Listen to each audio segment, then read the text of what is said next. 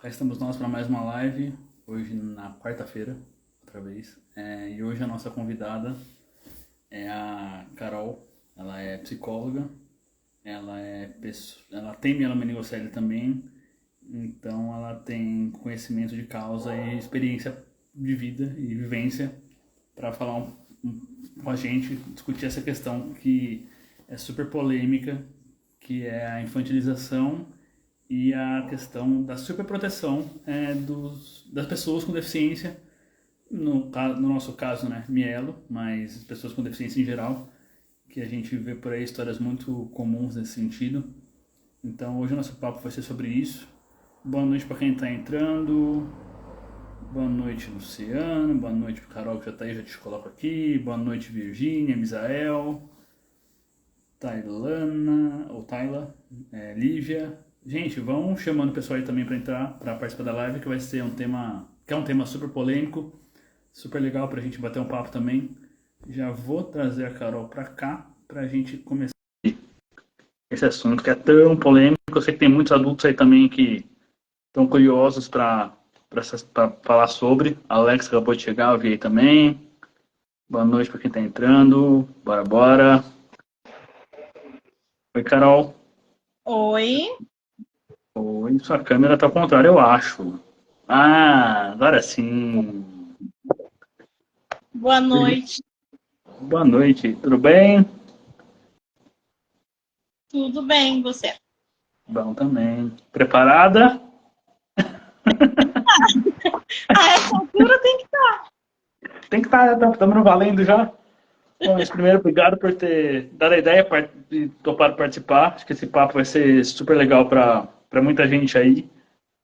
Tem bastante gente querendo ver nossos pontos de vista e também trocar ideias sobre essa questão. Então, vamos começar o nosso papo aí. Queria que você falasse um pouquinho sobre o ponto de vista da psicologia, dessas questões de superproteção e infantilização de pessoas com deficiência em específico. Você também é uma pessoa com deficiência, né? Então, acho que você pode trazer os dois lados da moeda, né? Tanto o lado pessoal, mas tudo bem que você me falou agora há pouco que você foi criada na base do você não é quadrada, então se vira. Não sou quadrado. Mas, então, fica à vontade aí para fazer suas considerações iniciais e a gente partir para o nosso papo depois. Falar de infantilização e de superproteção vindo para pessoas com deficiência é muito comum, principalmente por conta da infantilização. É visto ainda como se a pessoa com deficiência adulta não crescesse, ainda fosse criança. Isso é muito ruim, isso é muito prejudicial para qualquer pessoa, na verdade. Se você pegar uma criança sem deficiência e você superproteger, você fazer tudo por ela, você vai impedir que ela cresça, você vai impedir que ela tenha autonomia para crescer. Sim. Tem até uma frase, não vou lembrar agora a autora, que ela diz mais ou menos que quando você faz pela criança aquilo que ela pode fazer, você está atrapalhando a criança. Você não está. E essa superproteção, ela começa já na infância. Aqui a gente está focando para pessoas com deficiência que já tem uma questão maior de dependência, já tem uma questão maior de autoestima baixa, que impacta no desenvolvimento social, no desenvolvimento de habilidades sociais, já te deixa mais inseguro. Então, nesse sentido, fazer pela criança é mostrar para ela que ela não consegue fazer sozinha. É impedir que ela descubra o que ela consegue fazer e como ela consegue fazer. Porque muitas vezes eu consigo fazer a mesma coisa que uma pessoa sem deficiência, mas eu não vou conseguir fazer do mesmo jeito. Se eu vejo uma calçada ou um degrau, eu vou conseguir passar esse degrau, mas do meu jeito, no meu tempo. Eu brinco que não é um degrau, ali às vezes é uma pirambeira, às vezes é um desafio, mas eu vou fazer do meu jeito, no meu tempo. Sim. Então, sempre pegar a criança no colo, passar aquele degrau para a criança, impedir que a criança sente de bumbum no chão e desça, são coisas que parecem banais para o adulto. O adulto vê e entende como, não, eu estou ajudando, eu estou facilitando. Mas facilitar demais também é atrapalhar. É impedir e até criar uma crença de eu não sou inteligente o suficiente, eu não sou capaz o suficiente. nessa criança, que vai crescer um adulto inseguro, que vai crescer um adulto com medo de tudo, que não vai conseguir se virar. E aí acaba que o pai e a mãe não vai durar para sempre. Então fica aquela coisa de o pai e a mãe não podem morrer em paz. Então, claro, a gente tem que pensar nos graus de deficiência. Cada pessoa tem um grau de deficiência diferente. Mesmo dentro das pessoas com mielos. Os mielos, cada um tem um grau diferente, tem uma capacidade diferente ou uma limitação diferente. Isso há de ser considerado. Mas dentro daquilo que é capaz da pessoa fazer, independente do jeito, do tempo que ela leva, ela precisa fazer. Sim. Eu acho que você tocou em alguns pontos bem interessantes nessa sua primeira fala, que é justamente a questão de a gente vai, independente do tipo de sequela que tiver, da condição que for, a gente consegue fazer qualquer coisa que uma pessoa sem deficiência pode fazer, né? Para tudo tem um jeito. E, obviamente, também tem a questão dos graus de lesão diferentes, mas para tudo tem uma adaptação que torne as tarefas do dia a dia possíveis. E essa questão de você que também querer fazer tudo pela criança, ou até pelo adolescente, dependendo do caso, e até pelo adulto, enfim, vamos considerar assim, dependendo da situação, né? Você pode realmente impedir aquela pessoa de talvez exercer a cidadania dela, mas pensando num grau muito maior, né? Do efeito da superproteção, né? Da pessoa tipo, não ter a sacada de se ligar, de ser safa mesmo para a vida, né? E eu nem acredito que tudo seja adaptado. Tudo seja adaptado, tudo seja possível. Eu costumo dizer que são 3 graus. O grau que eu consigo fazer tranquilo, o grau que eu consigo fazer com dificuldade ou com ajuda, e o grau que eu não consigo fazer. E quando você dá autonomia desde criança, você faz com que a pessoa vá crescendo, identificando aonde é que ela vai mais precisar de ajuda, onde ela precisa menos e onde ela não precisa. Porque existem coisas que não são adaptáveis. Cachoeira. Cachoeira é uma coisa que não tem como você exigir acessibilidade. Estão tendo acessibilidade em praias, mas cachoeira não tem como. Não tem como você exigir uma acessibilidade. Ali, você vai precisar de ajuda. E muitas vezes uma ajuda que vai fugir do que é inclusão. Você vai ter que ser carregado, você vai ter que ser explorado. Então, dar autonomia para que a criança vá crescendo, vá virando um adolescente e vá entendendo aonde ela vai mais ou menos precisar de ajuda. E aquilo que ela realmente não vai conseguir fazer. Que vai ter alguma coisa que você não vai fazer. Bem realmente. Dá para adaptar, como você disse, dá para adaptar muita coisa, mas nem tudo é realmente adaptável. Acho que o exemplo da cachoeira é o mais claro disso. Até porque ninguém consegue fazer tudo. Mesmo a pessoa sem deficiência também vai ter alguma limitação, alguma incapacidade. Justo, exatamente por aí, exatamente isso. E até aproveitando já o gancho, uma das perguntas que veio aqui, até só puxar um comentário que veio antes aqui do... Tem alguém aqui. Alex? Também, do Alex, eu ia pegar um comentário aqui da Vanessa, que ela falou da questão de colocarem as crianças como se fosse numa bolha para tentar blindar a criança de se expor a situações difíceis. Eu acho que isso é uma questão... Sim, a gente obviamente entende que existe essa preocupação, é super válida e natural, mas realmente, como a gente está falando aqui, isso pode vir a prejudicar, de certa forma, a autonomia da pessoa mais para frente, né? O desenvolvimento social dessa pessoa. Ela precisa aprender que lá fora não vão fazer tudo que ela quiser. E que ela precisa ser frustrada, ela precisa aprender a lidar com a frustração. Nesse caso, a frustração já começa por eu ser diferente do meu irmãozinho, do meu priminho, porque eu não consigo fazer tal coisa. Claro que quando a gente está falando de criança, a gente tem que incluir o máximo possível, tentar diferenciar o menos possível.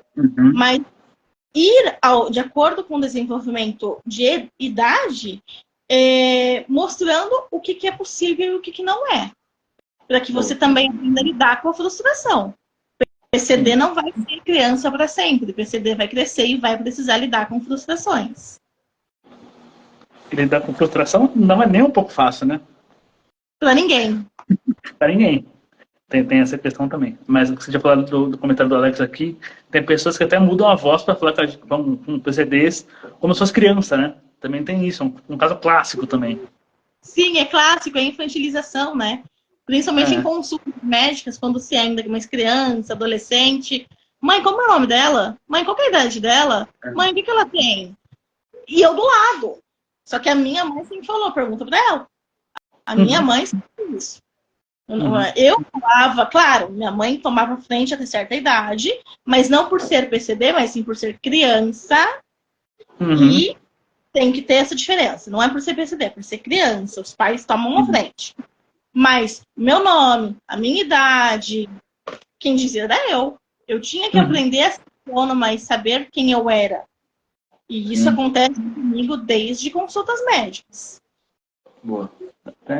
Até puxando um gancho, que estratégias como as mães e pais, e até os adolescentes, talvez, que estejam nos assistindo e chegando na fase de começar a querer se virar sozinho, podem se valer para dar esse espaço mesmo para a pessoa se expressar, por exemplo, numa consulta médica e saber lidar com as suas próprias emoções, o que estão sentindo, seja de saúde física quanto de saúde mental.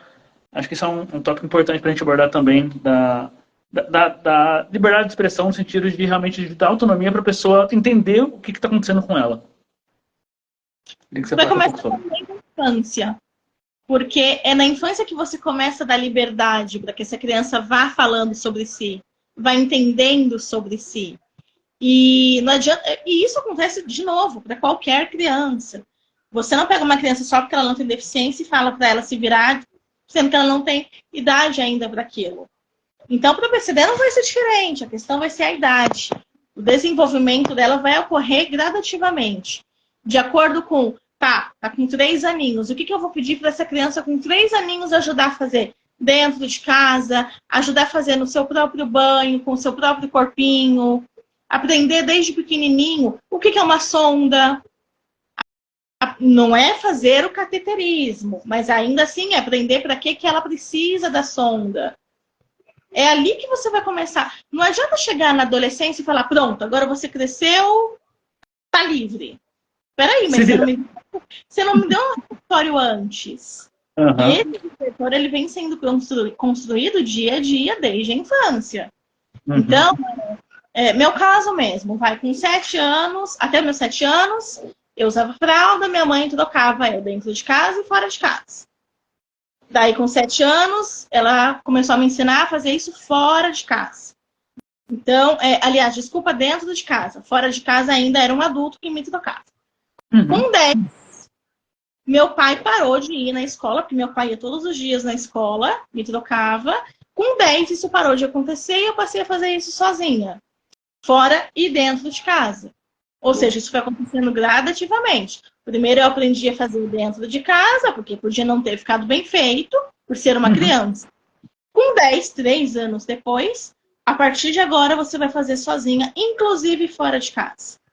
Então foi algo gradual. E foi algo que era importante porque era para o meu autocuidado, para a minha autonomia fora de casa. Eu não era criança que podia dormir na casa de coleguinha. Porque como é que eu ia dormir se eu usava fralda? Então, era importante para o meu desenvolvimento social, para o meu desenvolvimento na escola, por conta do bullying. Tudo isso uma coisa vai puxando a outra. Exatamente. Eu também tive a questão de não dormir na casa de amiguinho. Então, acho que a gente cresce muito com isso, né? A gente vê os amiguinhos lá juntando para dormir na casa um do outro e a gente fica meio, putz, não posso porque eu preciso da sonda. E por mais que eu saiba fazer, realmente não é muitas vezes confortável, né? Pra gente, esse tipo de situação. Mas acho que você falou dessa questão de ser um processo gradual, realmente acho que é a chave, né? Ao mesmo tempo de não blindar de tudo, não impedir de fazer de tudo, mas também não, se vira.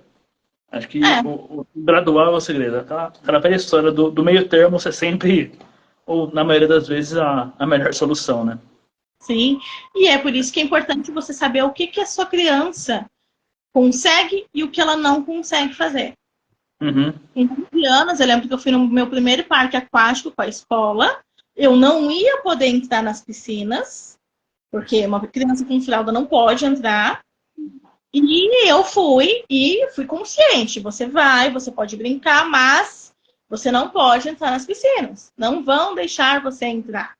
E eu eu me diverti, que foi maravilhoso, mas eu tenho a memória do pré, da conversa de antes, da minha mãe ter ido na escola, saber se alguém ia ficar de olho em mim. Eu lembro do processo que teve antes. Entendi. Um outro ponto que a Vanessa trouxe aqui é a questão da pena que às vezes as pessoas demonstram quando sabem da nossa deficiência e tal. Acho que também até puxando um gancho, às vezes de perguntarem ou para mãe, ou para pai, ou até para os namorados, namorada, companheiro, o que a pessoa tem, né? Isso também é uma mega forma de infantilizar e de anular, né? Quem tem deficiência. Isso é o bendito do capacitismo, né? Que não adianta, não tem como falar de PCD sem falar de capacitismo. Muitas vezes, você acha que namora, né, Renan? Noivo, namora, alguma coisa assim? Sim. Eu sou casada. E muitas vezes acontece de, é seu irmão? É seu amigo? Nunca é namorado, marido, nunca é.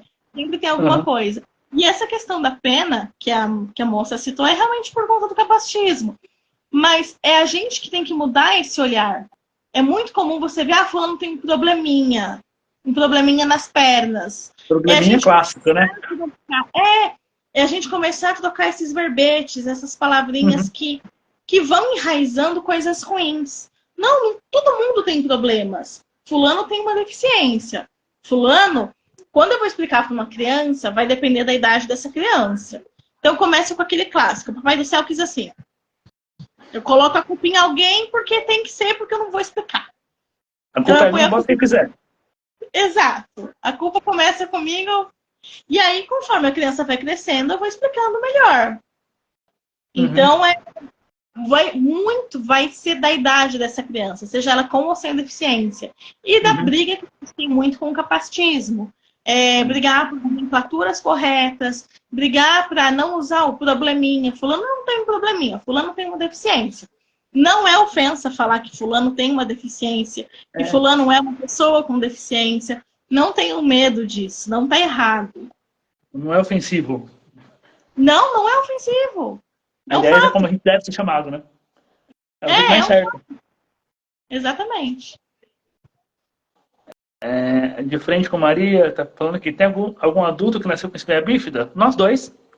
Ela fala que ela é tudo muito novo para ela, ela descobriu agora que ela nasceu com a espinha bífida. Olha só, espinha bífida oculta, muito provavelmente, né? Muito, muito comum pessoas com espinha bífida oculta só descobrirem depois de muito tempo. Porque bateu alguma coisa, foi fazer uma ressonância, aí apareceu a bonita lá, né? Exatamente. Mas estamos aqui, 2 casos, tem mais uma galerinha assistindo a gente também. Exato. Eu tenho amigos também que têm outros tipos de lesões causadas por mielomeningocele, que tem a doença e tá tudo bem. A maioria tá tudo bem, né? A Luciana tem também. Gente, aproveitando, se vocês tiverem comentários, perguntas, mandem aí pra gente, que a gente vai comentando também, viu? Tem bastante gente mandando pergunta por aqui.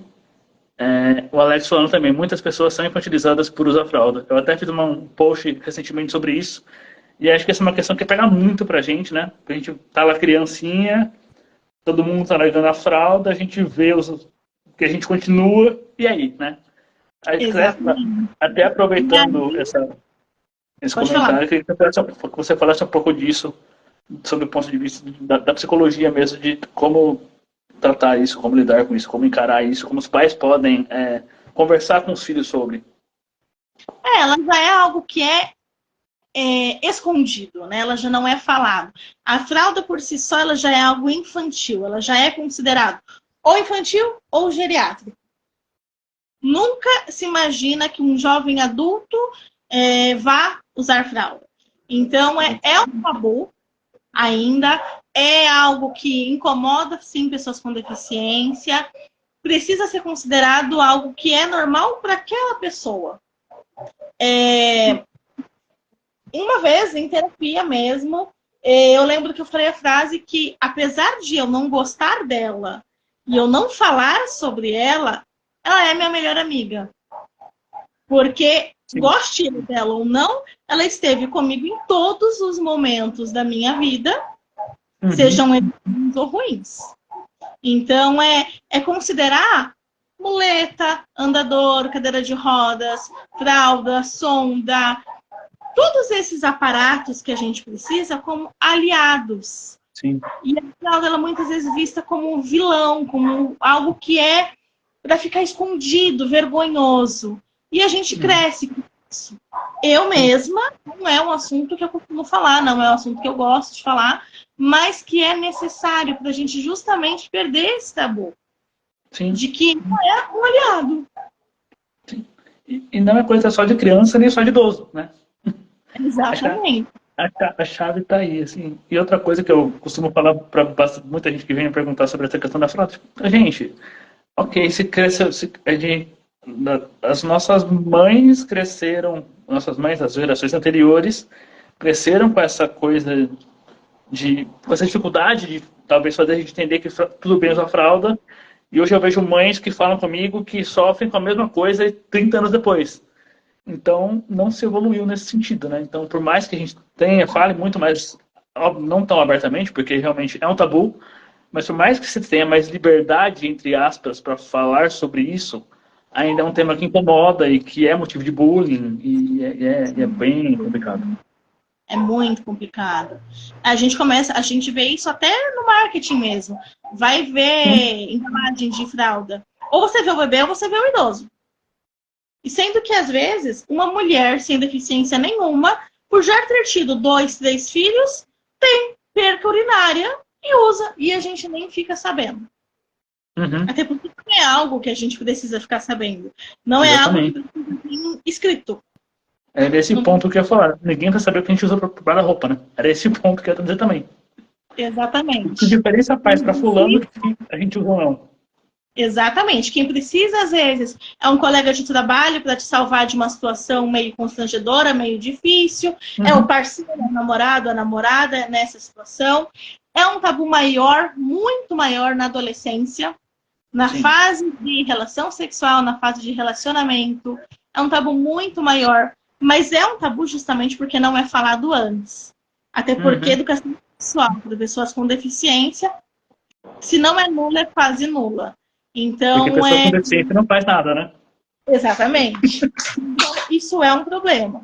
De não se falar disso e como você vai lidar com a fralda na hora de lidar com o relacionamento. Na hora de uma possível relação sexual. Que é um outro tema mega polêmico, que dá muito pano pra manga. Mas vamos nos ater ao tema da live, porque senão a gente fica aqui até sexta-feira. Porque a gente tem pergunta até amanhã, se a gente esticar um pouquinho, chega na sexta. Mas vamos aproveitar só um comentário que veio aqui, que o IO Acessórios. O meu filho não quer sair da fralda. Ele começou o CAT e não tem perda, mas acho que ele fica inseguro. Sim, normalmente a fralda é uma questão de segurança também. Então, tá tudo bem, sim. Se ele não quer, ok. Pelo menos eu imagino, né? Se eu pudesse dizer alguma coisa, tá tudo bem. E o seu filho faz terapia? Porque muitas vezes a fralda ela é segurança. A pessoa precisou da fralda inteira, agora ela não precisa mais. Então, veja se o seu filho faz terapia, se ele precisa de terapia, se ele quer fazer terapia para lidar com isso. Ele conhece outras pessoas com a deficiência que estão na mesma situação que ele, porque ele está com medo de descobrir esse novo potencial. Então, ele tem o potencial de sair da fralda, mas ele está com receio ainda. Até porque tem possibilidade de escape, que é algo constrangedor mesmo. Então, é muita conversa, muita paciência, não adianta forçar. E essa pessoa, se ele quer fazer terapia, se ele quer conhecer pessoas na mesma situação que ele. Sim, boa. Bem observado. Maria, respondendo essa pergunta, eu sim, tá? Voltando para uma pergunta que veio aqui em relação à questão da superproteção. Bom, Carol, onde você acha que termina o papel de realmente cuidar da criança ou do adolescente e encaminhá-lo para ele ter uma vida com autonomia, com autoestima e tal, e começa a superproteção? Qual que é esse limite? É possível determinar? Ou acho que é muito subjetivo, né? Ele é subjetivo porque ele vai ser considerado da deficiência de cada um, da limitação de cada um. No caso dos mielos, né, da sequela, da altura da lesão de cada um, que vai gerar uma sequela diferente. Se vem uma coisa gradual, se vem aquela coisa aos pouquinhos, desde criancinha. Como eu falei lá atrás, não adianta você soltar do nada. Então tem que ir aos pouquinhos e pensar também qual que é o limite do meu outro filho que não tem deficiência. Por que esse limite precisa ser tão diferente assim? Se o meu filho conhece o corpo dele, se o meu filho conhece as limitações dele, conhece os potenciais dele, ele precisa arriscar novas coisas. Porque senão o mundo fica muito pequeno. O mundo fica ali só dentro daquele bairro, daquela comunidade. Então, não sei a idade que essa criança tem, né? Se é uma criança, mas vai aos pouquinhos e vai mostrando os potenciais, as soluções para o problema, porque que nem o escape com relação à fralda. Vai acontecer, tá? O que eu faço com isso? Eu tenho que saber sair de situações constrangedoras, principalmente dentro de escola, dentro de empresa, que a gente tem que trabalhar. Vai acontecer, é uma certeza, vai acontecer. Não adianta você pensar que a fralda não vai vazar, seu intestino não vai soltar, porque vai. Então, é dar segurança para que essa pessoa vá crescendo e lidando com o que eu faço quando tal coisa acontecer.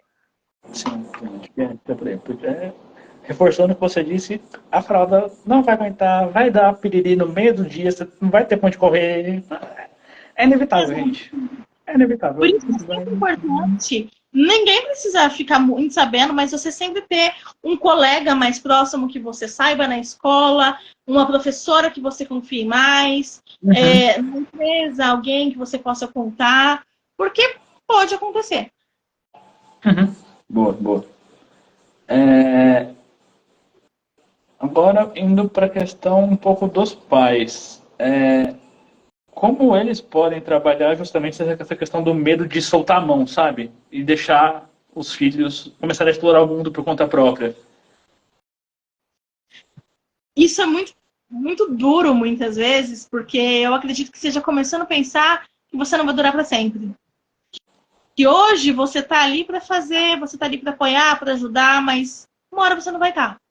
E se você criar uma criança eterna, como é que essa criança eterna, com 40 anos, vai se virar? Então, volto.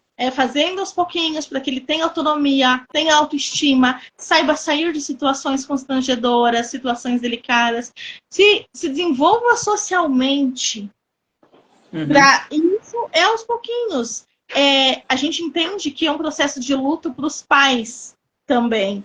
É um processo de luto para a pessoa com deficiência identificar o que ela pode, o que ela não pode, mas também é um processo doído e de luto para os pais, de caramba. Eu idealizei um filho, já veio diferente do que eu idealizei, eu tive que lidar com esse luto. O luto dos pais de filhos com deficiência já é algo polêmico, já é algo doído de falar. E aí, essa criança está crescendo, está virando um adolescente, daqui a pouco não vai mais precisar de mim? Ou e se precisar de mim? Eu hoje sou casada, hoje eu dependo muito mais de mim sozinha do que de alguém, mas eu sei que eu tenho uma rede de apoio com quem eu posso contar. Mas a quem eu busco recorrer menos possível, porque eu sei que uma hora eu não vou ter mais. Sim. Então, aos pouquinhos. E também a pessoa, é o pai, é o responsável também fazer terapia, também lidar com outros pais, porque a gente vê muito isso em quem tem filho, né? Não é o meu caso, mas que a gente cria o filho para o mundo.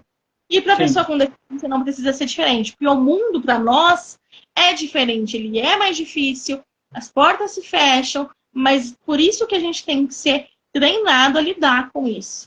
Então, isso vai depender dos pais também fazerem aos pouquinhos e confiarem nos filhos, porque não é porque eu tenho uma deficiência física que eu não vou saber me virar lá fora. Eu me estatelo no chão, eu caio no chão, tá bom, eu tenho que levantar. Nem sempre vai ter alguém na rua que vai me oferecer ajuda.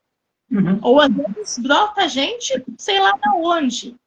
Então, a gente tem que aprender a lidar com essas diferenças. Aproveitando uma outra fala que eu costumo... Tem alguém aqui com mielo? Ó, quem tá perguntando é de frente com Maria. A Maria.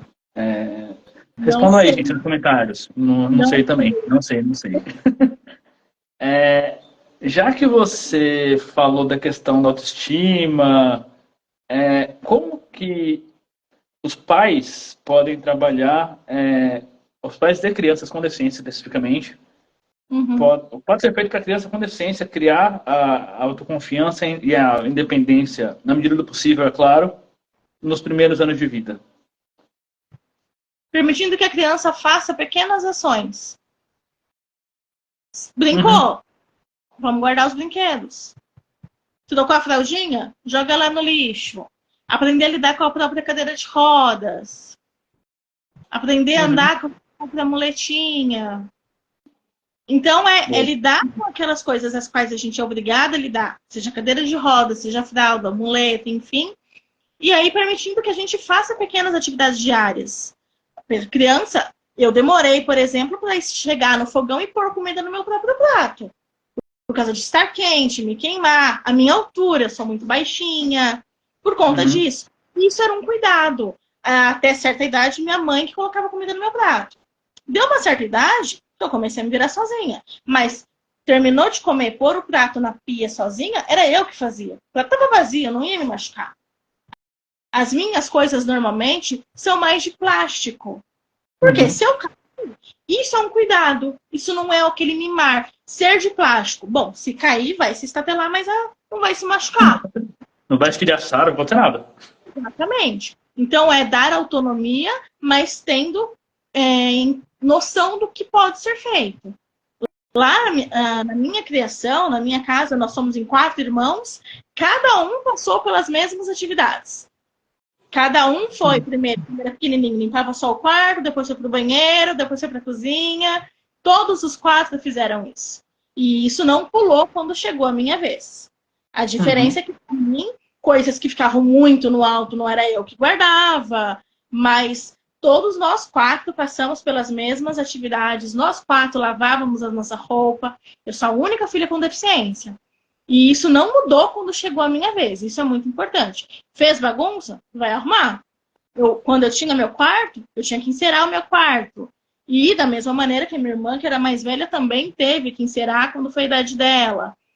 Então, era diferente. A minha irmã encerava com roda, eu encerava com um paninho ajoelhada no chão. Adaptações são necessárias. Mas não deixar que aquela criança ou aquela pessoa, por ser uma pessoa com deficiência, não participe da casa. Até porque para pertencer, você precisa estar ali dentro. E estar ali dentro também condiz com fazer parte das atividades diárias da casa. Ajudou a sujar, vamos ajudar a limpar. Justo. Boa. Só pegar um comentário aqui que veio. Panda Oliver. Foi informada que já existe nos Estados Unidos um plug anal para evitar os escapes por 12 horas. Não existe só nos Estados Unidos. No Brasil também já existe. Já existe, é a realidade, então aqui já tem disponível também, viu? Inclusive eu conheci pela Maria José, lá nas lives de agosto, ela que me comentou sobre, mas sim, já existe aqui no Brasil, inclusive. Inclusive, sobre isso, a gente costuma conseguir em polos de ostomia que são espalhados aí pelas cidades. Eles costumam fornecer plugs anais para quem precisa. É aquilo, de adaptação. Não dá para todo mundo. Tem gente que não vai se adaptar com aquilo, mas tem gente que vai. Então, existe aqui e vale tentar. Sim. Porque ainda não é mais uma forma de segurança, né? Sim. É mais uma forma de segurança. Voltando na questão da autoestima também, e na questão de vai dar ruim na rua, vai dar ruim na escola. Questão do bullying com pessoas com deficiência acontece. Justamente muitas vezes por causa da deficiência. Então, que conselhos, que formas de agir, o que mães e pais podem fazer para que a criança entenda que o problema está mais em quem pratica o bullying do que quem recebe, quem é vítima do bullying. Por mais que, obviamente, doa pra caramba, traumatize. Claro. Mas, assim, queria que você falasse um pouco sobre essa questão do bullying também. E como, principalmente, puxando um pouco da questão da fralda, até relembrando um caso de bullying que eu sofri na escola por conta da fralda, o quanto, às vezes, esses comentários maldosos de bullying também infantilizam, fazem com que a gente se sinta infantilizado. Sim. A gente precisa lembrar que nenhuma criança nasce discriminando outra. A criança, ela vem para comportamentos apreendidos. Então, muitas vezes, é os pais que, ainda sem a intenção de discriminar, acabam fazendo isso. Não olha, não aponta, não pergunta. Quantas vezes isso acontece, ainda comigo adulta? A criança me olha, me aponta, o pai briga, dá um tapinha na mão, porque a criança perguntou ou apontou. Gente, isso aí começa, porta aberta para bullying. Porque é diferente. Eu não posso perguntar. Se eu perguntar, eu vou levar xingo. Então, assim, começa pelos pais. Os pais precisam normalizar as diferenças. Todo mundo é normal, todo mundo é igual. Não, não é todo mundo que é igual. Diferenças existem. Então, a gente precisa ensinar essas crianças a lidar com as diferenças. Tudo bem ver que o coleguinha tem síndrome de Down e perguntar o que ele tem. Por que fulano anda de muleta? Mãe, o que é isso? A minha muleta normalmente vira brinquedo na mão de criança. E eu sempre permiti que isso acontecesse. Porque é assim que a gente normaliza as coisas que a gente usa. Não estou falando de gente folgada que sai empurrando cadeira de rodas ou escorando em cadeira de rodas. Porque tem gente que faz isso. Mas a criança, ela precisa normalizar as diferenças. Então, deixa a criança perguntar, deixa a criança apontar, deixa ela interagir com outras crianças. O adulto discrimina, e aí o adulto acaba ensinando a criança a discriminar. O bullying, ele vai existir na escola, gente, não adianta. Infelizmente, é algo que é muito comum. O que não pode acontecer é chegar a graus que a criança é agredida. A criança tem que tentar resolver na escola. Conversa com o coleguinho, conversa com o professor, conversa com o diretor. Não dá certo, a mãe e o pai têm que intervir. Sim. Lembrando que o filho é da mãe e do pai. Porque normalmente o que acontece é muito comum o pai não se manifestar, é muito comum haver divórcios em casamentos com filhos com deficiência e o pai ser ausente. Então, não, o filho é dos dois. Os pais precisam ir na escola. Eu sofria muito por conta de bullying na escola, tentava resolver lá dentro. Quando não dava, eu lembro de situações da minha mãe estar na porta de coleguinha. Porque chega um nível que os adultos precisam se meter. Então, dá suporte para essa criança aprender a lidar ali dentro mesmo, ou entre o coleguinha, ou com a professora, ou com a coordenadora, mas viu que está extrapolando? Se mexe sim, vai na escola, tenta resolver, não resolveu, vai na casa do coleguinha. Mas tem níveis que você precisa intervir. Não dá. Normalmente o sinal é, não quero ir para a escola, fica... É o clássico, né? Não quero mais ir para a escola. Não quero mais para a escola, ninguém brinca comigo, eu fico sozinha no intervalo, ou vai se enfiar na biblioteca. A exclusão é quando você vê que a criança está muito embotada, está muito quietinha, chora toda santa vez para ir para a escola. Você vê que não é a manha normal de uma criança, tem algo errado dentro da escola. Boa, bem lembrado. Você sabe a partir de que idade você pode usar o plug? Eu não sei dizer, não. Eu também não. Vou trazer informação e tento trazer depois, porque não sei dizer também. Eu também não sei. Já que falamos de bullying, chegamos na famosa adolescência, a nossa querida, o caos. Na nossa temida, eu diria.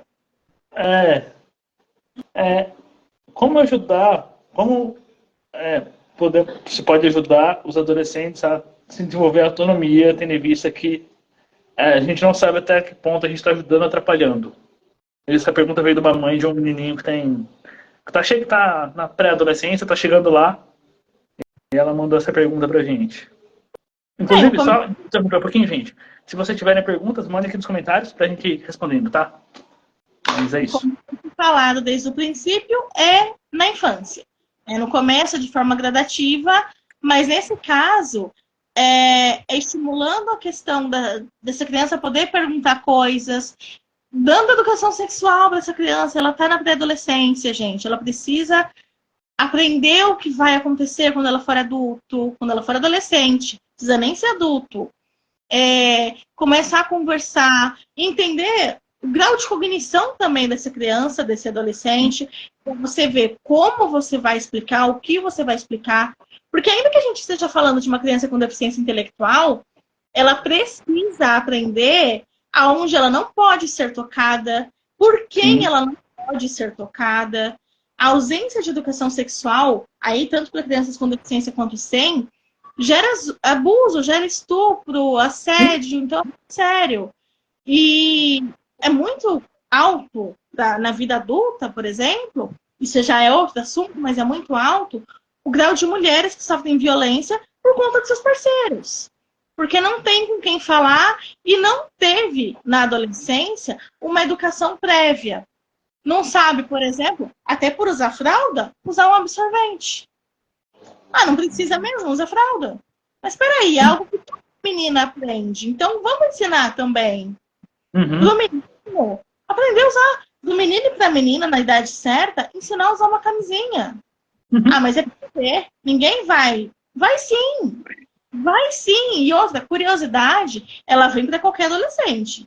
Então, ensina seu filho, conversa com ele, mostra para ele que ele tem as limitações dele, mas que o relacionamento é para todo mundo. Existem pessoas assim que não vão olhar para ele por ter uma deficiência? Sim, existe, não tem como a gente negar isso. Mas não é porque ele tem deficiência que ele nunca vai se relacionar com alguém, que nunca alguém vai olhar para ele como um homem. Então, isso é importante olhar. Boa, boa. É bem por aí mesmo, né? Dessa consciência, né? E agora uma pergunta que veio até, parece até mandou aqui de volta no chat, em relação aos adultos os adolescentes e adultos, tal, como eles podem se impor de uma maneira saudável para construir um ambiente que seja acolhedor e aberto e não haja essa questão desse cenário de infantilização e superproteção. Então, qual o limite também de você tentar se impor para ter a sua independência de maneira saudável sem causar cismas ou rachaduras da família, algo do tipo? Conflitos fazem parte de relações familiares. Se você vem de uma família que aos poucos vem te libertando, te abrindo os olhos para aquilo que você é capaz, isso vai ser mais fácil. Agora, se você já tem uma certa idade e aí você quer se libertar dessa infantilização e dessa superproteção de uma hora para outra, isso vai gerar um conflito maior. Porque a gente tem que olhar também pelo lado dos pais, um pouquinho. Caramba, será que meu filho vai saber se virar? Será que vão mexer com meu filho? Se ele for num show, será que ele vai ser empurrado? É olhar para isso. Ele vai. Ele vai. Então, é olhar para isso também, olhar com o olhar do pai. Tá, eu entendo que seja novo para mim, mas é também novo para o meu pai e para minha mãe. Então, fazer isso de forma aos pouquinhos. Dando limites que nem você dá para um adolescente sem deficiência. Eu demorei muito para conseguir ir num show, para ser meu pai autorizar vá num show. E não foi sozinha. E não foi sozinha. Foi com um amigo que eu tinha, que eles confiavam muito. Fiquei numa área reservada para PCD, mas isso também vinha do meu conhecimento comigo mesma. Eu sabia que eu não ia funcionar numa muvuca. Então eu fui num show e eu fiquei reservadinha lá atrás, na área reservada para pessoas com deficiência. Quando deu a oportunidade, eu fui andando um pouco mais à frente, mas é aí onde é importante que a gente saiba os nossos limites. Não adianta entrar em conflito, entrar em briga, querer fazer tudo no tempo do outro irmão, por exemplo. Porque o nosso tempo é diferente. Então, o tempo do nosso pai, da nossa mãe, entender que mudou a chavinha do tempo, também vai ser diferente. Boa. Essa questão do tempo realmente é a chave, né? Porque são tempos diferentes, épocas diferentes e tudo acontece quando é para acontecer, né? Na época que é para acontecer. O adolescente, ele é mais aquilo de eu quero fazer e pronto, acabou. Mas a gente tem que ter a hora que a gente tem que pensar, não, isso não é para mim. Tal coisa não vai rolar. Não adianta eu querer andar de skate. Não vai dar certo, não vai funcionar, gente. Sim.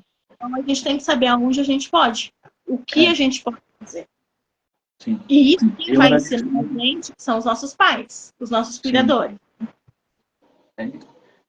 Eu ando de bicicleta, também desisti. Já era, aceita que não é menos. Eu andava, até certa idade, eu andei com rodinha. Sem rodinha, eu nunca consegui andar de bicicleta. Eu nem com Mas rodinha. eu andava. Eu andava de Boa, bicicleta. legal, Saudade. legal, legal. Agora, invertendo tudo que a gente já falou aqui, é uma pergunta que eu achei muito interessante que mandaram pra gente antes da live. Existe algum impacto no contrário da superproteção, ou seja, em criar o PCD de uma forma super livre, super faz o que você quiser, na hora que você quiser e tá tudo bem? Sim, sim. A gente, dentro da psicologia, a gente fala de 3 crenças. Crença de desamor, de desvalor e desamparo. Quando você cria qualquer ser humano, a Deus dará, que você não tem o mínimo de zelo, que você também não tem esse cuidado, você pode muito bem criar uma sensação de desamparo, de desvalor, de não sou importante para ninguém, ninguém se importa, não tem validade para ninguém. Então, excessos extremos, tanto para o bem quanto para o mal, dá problema. Então, essa falta de cuidado, essa falta de zelo também vai gerar conflito, vai gerar terapia no futuro, porque vai criar aquela sensação de eu tô sozinha. O que eu faço? Essa crença de desamparo, essa crença de desamor. Legal. Bom saber. É uma pergunta mega interessante, né? Porque a gente se fala tanto da superproteção como algo negativo, mas também tem o outro extremo, né? Tem outros. Que é justamente o que você falou. Vamos considerar para qualquer filho. Uhum. Se eu tenho 2 filhos, um com deficiência e outro sem, qualquer um dos 2 que eu largar, Deus dará, vai dar problema. Não é porque eu tenho um filho com deficiência que eu não tenho que lembrar das necessidades do meu filho sem deficiência. Ele também tem necessidade de cuidado, de afeto, de carinho, de atenção. E a pessoa com deficiência, ela não tem necessidade só de cuidados médicos. Sim. Muitas vezes o cuidado afetivo fica também em escanteio. Então, sim, extremos fazem mal, tanto para o bem quanto para o mal. Boa. Bom, só para encerrar, uma pergunta que não tem exatamente a ver com o tema, mas acho que com a gente, como pessoas como Yano, talvez possamos explicar ou dividir a nossa experiência. Como fazer para ensinar a criança a fazer a sondagem? Compartilhando a minha experiência, eu aprendi olhando fazer em mim. Então não tem muito segredo, mas se não, você pode pegar a criança e realmente ensinar. Ó, você faz isso, primeiro faz isso, depois faz isso e depois faz isso, né?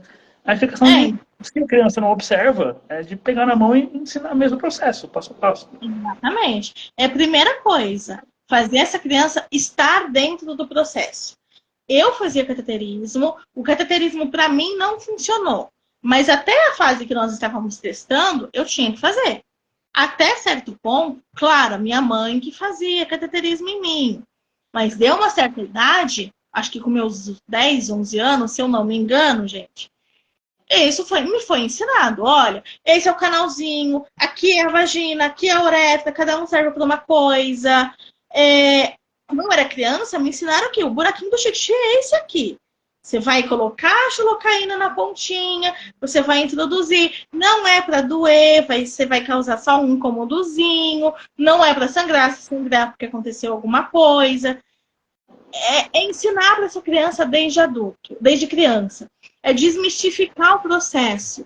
Porque muitas vezes, não, isso é coisa de adulto, isso é coisa de adulto. Mas peraí, essa criança precisa aprender porque é do corpo dela que a gente está falando. Até no caso da menina, né, que tem mais de um canalzinho ali, para ela aprender aonde ela precisa introduzir aquela sondinha, que o outro canal não é para a mesma coisa. Isso precisa ser falado, isso precisa ser ensinado. Cada fase a gente vai falar com um palavreado, vai ensinar de um jeito, usar boneca. Eu lembro que quando eu fazia treinamento, eu era criança, tinha boneca na sala, porque com boneca a gente consegue ensinar. O lúdico é muito importante para a criança. E para a criança com deficiência, essa parte médica faz parte do lúdico, a gente consegue ensinar. Então, fazer a sua criança fazer parte do processo desde pequeno. Desde a parte quando ela ainda não consegue fazer por si só. Uma lembrança que eu tenho é de exame de urina. A minha mãe pegar a mão gelada dela e pôr na região da minha bexiga, porque sabia que ia ser xixi. Então, eu já cresci sabendo, se tiver difícil para fazer exame de urina, põe a mão gelada na região da bexiga que vai funcionar. Então, são estratégias que a gente vai criando, porque a gente vai observando o adulto. E a gente só observa o adulto se o adulto quiser a gente fazer parte do processo. Boa, boa. É isso.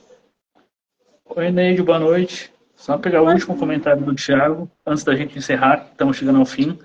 Ele diz assim, ou seja, não mimar a criança é dar autonomia e autoconfiança para ela.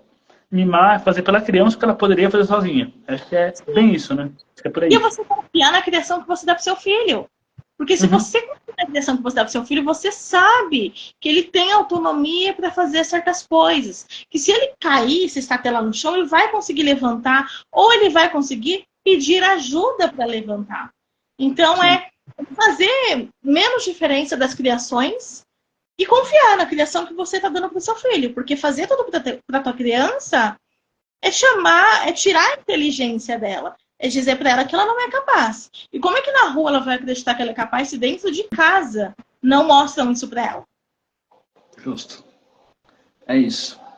Bom, para encerrar, Carol, eu queria que você falasse como as pessoas podem entrar em contato com você, onde te acham, como te acham. Eu estou no Instagram, Psico Carol Costa. As pessoas podem me achar por lá. Lá tem meu contato de telefone também.